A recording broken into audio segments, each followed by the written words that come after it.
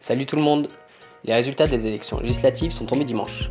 Avec 350 sièges à l'Assemblée nationale pour la majorité présidentielle, la vague Macron a été moins forte que ce qui avait été prédit à l'issue du premier tour.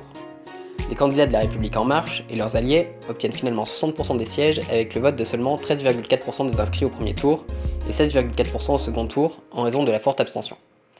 Emmanuel Macron et ses députés ont donc le soutien de 7 à 9 millions de Français s'ils l'ont nommé le deuxième tour de l'élection présidentielle qui a été biaisé par l'appel au Front républicain. Ce résultat est très mauvais puisque François Hollande, Nicolas Sarkozy et leurs majorités respectives avaient bénéficié du soutien de 10 à 12 millions d'électeurs en 2012 et en 2007. Avec 57% d'abstention, soit 13% de plus qu'en 2012, les députés élus cette année disposent d'une légitimité très fragile. Ces résultats laissent apparaître un problème majeur que les opposants à La République En Marche ne se privent pas de relever. Il y a un problème de représentativité en France. Avec 13,4% des inscrits ayant voté pour elle, soit 32% des suffrages exprimés, il n'est pas logique que la majorité présidentielle dispose de 60% des sièges. Ce problème existait bien évidemment il y a 5 ans, avec 57% des sièges obtenus par la majorité de François Hollande, avec le vote de seulement 22,4% des inscrits et 40% des suffrages exprimés, mais à l'exception des partis classés aux extrêmes, presque personne ne soulignait ce problème à l'époque. La droite parlementaire s'en sortant plutôt bien, avec 131 députés pour 22% des suffrages exprimés, elle ne s'en plaint d'ailleurs toujours pas. Mais le Parti socialiste et ses alliés commencent à se plaindre du mode de scrutin actuel en évoquant de plus en plus l'idée d'un scrutin proportionnel. Ils sont bien évidemment accompagnés de la France Insoumise et du Front National, qui sont les partis les plus lésés par le scrutin majoritaire à 2 tours. D'ailleurs, avant de rentrer dans le cœur du sujet de cette vidéo, je fais une petite remarque. Si les candidats élus se revendiquent démocrates, et je pense donc en particulier aux députés de la France Insoumise, ils devraient rapidement faire une proposition pour qu'un groupe parlementaire puisse être constitué à partir de 5 ou 8 députés, contre 15 actuellement, pour permettre au Front National de participer à l'élaboration des lois. Je trouverais cela tout à fait légitime en considérant que le Front National était la deuxième force politique de l'élection présidentielle et la troisième lors des élections législatives. Passons maintenant au mode de scrutin.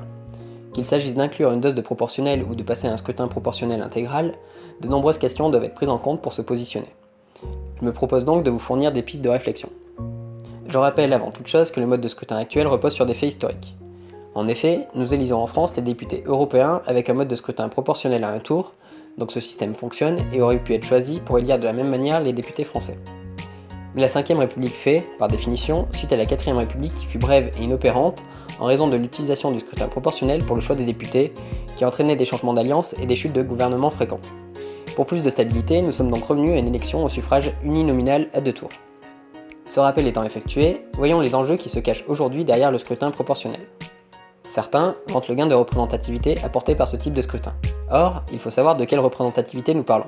Les députés En Marche vantent par exemple le gain de représentativité de ces élections avec une plus grande part de députés féminines et issues de la société dite civile.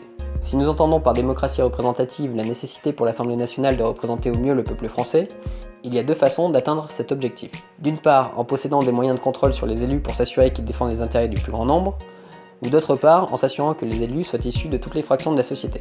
Les 2 possibilités seraient un gain par rapport à la situation actuelle, et la combinaison des 2 serait bien sûr souhaitable. Actuellement, bien qu'issus de la société civile, la plupart des députés En Marche ne proviennent que de classes aisées de la société.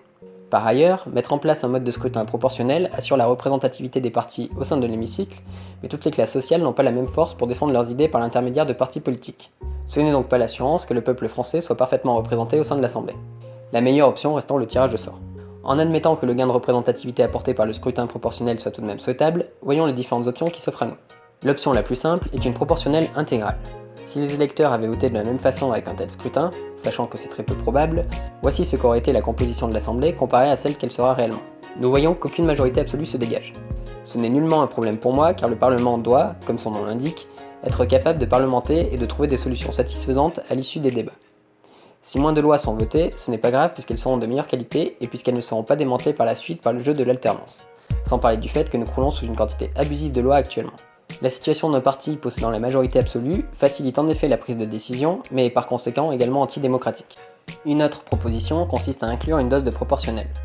Par exemple, 30% de l'Assemblée est élue à la proportionnelle et le reste tel que maintenant, avec des circonscriptions un peu plus grandes et moins nombreuses.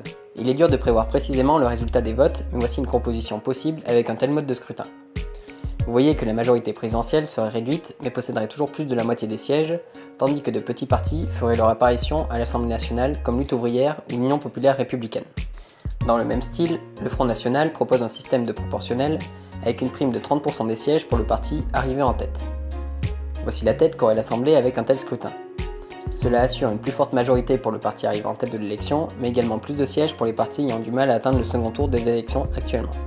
Les deux derniers systèmes de proportionnel essaient de trouver un compromis entre le manque de représentativité actuelle et le risque de blocage de l'exécutif en cas d'assemblée trop plurielle, tel que ce fut le cas lors de la 4ème République. Pour choisir entre ces trois modes de scrutin, il faut donc se poser deux questions. Tout d'abord, avons-nous besoin d'un parti ayant la majorité absolue à l'Assemblée nationale pour gouverner le pays? Et ensuite, quelle place voulons-nous faire aux petits partis? Une fois le mode de scrutin choisi, il faut aussi se questionner sur le mode d'attribution des postes d'élus. Actuellement, candidement, nous élisons le candidat qui nous semble le meilleur dans notre circonscription pour nous représenter à l'Assemblée nationale. Un candidat, même hors parti, peut se faire élire sans être dépendant du score et de la campagne d'autres candidats. Le scrutin proportionnel, quel qu'il soit, pose la question de la place des circonscriptions et du lien entre l'élu et son territoire. Si nous souhaitons conserver l'attribution de circonscriptions aux élus, nous pouvons faire le choix de la dose de proportionnel où seuls 70% des élus sont liés à un territoire, tandis que les autres sont sans attache. Ce cas est complexe, car si actuellement le pourcentage d'un parti au niveau national dépend de son score dans l'ensemble des circonscriptions, dans ce cas, les 30% d'élus à la proportionnelle dépendraient du score obtenu par les autres candidats. Les électeurs voteraient ainsi pour un candidat non élu, en permettant à des candidats pour lesquels ils n'ont pas voté directement d'obtenir un poste de député. Mais nous reviendrons sur la spécificité des listes de candidats par la suite. Cette façon de faire n'étant pas satisfaisante, nous pourrions donc faire voter les électeurs pour des listes nationales correspondant aux 30% de députés élus à la proportionnelle, en parallèle de l'élection actuelle permettant de choisir le député de sa circonscription. Cela permettrait également de dissocier le vote utile pour un parti du vote pour le candidat de sa circonscription. Dans le cas d'un scrutin proportionnel avec une prime de 30% pour le parti arrivant en tête, nous aurions toujours un lien avec les circonscriptions pour 70% des députés, mais aucun moyen de choisir les 30% restants. Ce serait ou tout ou rien. Ainsi, le vote pour le candidat au niveau local perdrait de son importance vis-à-vis des 30% de candidats définis par le parti qui arrivera en tête aux élections. Ce système ne me semble donc pas satisfaisant à ce niveau-là. Enfin, pour un scrutin proportionnel intégral, il est difficile d'envisager autre chose qu'une liste au niveau national. Nous perdrions donc le lien que possède le député avec le territoire. Disséquons maintenant les problématiques posées par la constitution de listes nationales. Pour un scrutin proportionnel intégral, il faudrait que les partis soient en état de fournir des listes de 577 candidats pour pallier la situation où ils obtiendraient 100% des voix. Lors de ces élections, aucun parti ne l'a fait. Pour vous donner un ordre d'idée, l'Union populaire républicaine, qui en a présenté le plus, en a présenté uniquement 574. La difficulté réside entre autres dans le découpage par circonscription qui demande à un parti d'être présent à travers toute la France. Dans le cas de listes nationales, cela faciliterait la tâche des partis, mais je ne pense pas que plus d'une douzaine de partis soient capables de réunir de telles listes. Ce serait donc la fin des candidats indépendants et des partis émergents, surtout si l'on rajoute la difficulté de réunir une liste paritaire homme-femme. Mais admettons que cela se fasse. Le problème majeur que je vois est l'attribution des postes d'élus à des têtes de liste, comme c'est le cas actuellement. Les députés élus ne seraient donc pas représentatifs de la qualité des candidats, mais de leur ordre d'inscription sur les listes par les partis et donc de leur réseau d'influence ou de leur place au sein de leur parti. En votant pour une liste qui nous plaît, nous devrions donc au passage prendre en compte la possibilité d'élire des candidats situés en tête de liste qui ne nous plaisent pas forcément autant, voire que nous ne voudrions pas voir élus. Un parti obtenant 20% des voix obtiendrait 115 sièges, qui regarderait les listes jusqu'au 115e candidat.